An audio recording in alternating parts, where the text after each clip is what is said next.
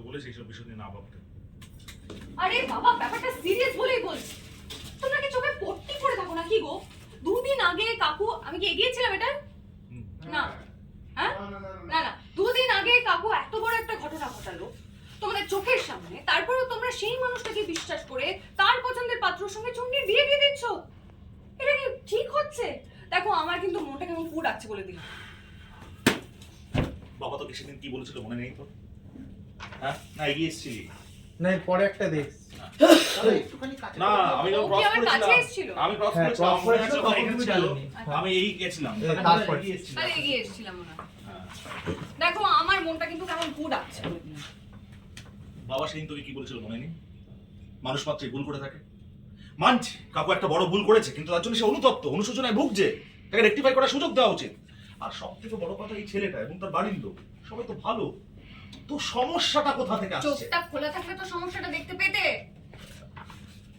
দেখো আমার কিন্তু গোটা ব্যাপারটা বড্ড সাজানো মনে হচ্ছে। শুভম এসে এত বড় একটা কাণ্ড ঘটালো, তারপরে ওরা হাসি মুখে চুনির সঙ্গে বিয়ে দিতে রাজি হয়ে গেল। মেয়েটার ব্যাপারে কোনো খোঁজ খবর নেওয়া নাই, কিচ্ছু নাই, ওরা সোজা বিয়েটা ফাইনাল করে দিল। ওদের না এই বিয়েটা দেওয়া নিয়ে বড্ড তাড়াহুড়ো, জানো তো, বড্ড তাড়াহুড়ো। আর ওই ওই ছেলেটা নীলাভ আর ওর ওর বিধবা বৌদিটা, ওদেরকে আমার একদম সুবিধা মনে হয় না। প্রবলেম খুঁজে বার করছে।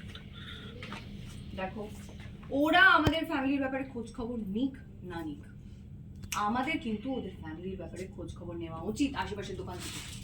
কারণ ওই চায়ের দোকান আর মুদির দোকানে সব হাড়ির খবর থাকে জানো পাড়ার।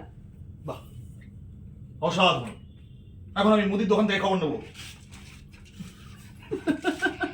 চল চল, বাহ অসাধারণ, এখন আমি মুদির দোকান থেকে খবর নেবো। হ্যাঁ নেশা করে এসে ছড়ালো শুভম, আর দোষ গেল ওই নীলাবর ঘাড়ে। হ্যাঁ তোর না সমস্যাটা হলো কি সবকিছু তাহলে সমস্যা খুঁজে সেখানে কবর খুঁড়ে সেখানে বার করবি। তোকে আর কেউ মগজমারি করতে কেউ বলে, আমি বারবার বলছি কিন্তু তোর এই ছেলেটাকে পছন্দ হয়নি, এখন ছেলে সবকিছুতেই প্রবলেম বার করছিস খুঁজে খুঁজে। বেসিক্যালি তোর প্রবলেমটা হলো ইগো, ইগো, একদম ইগো।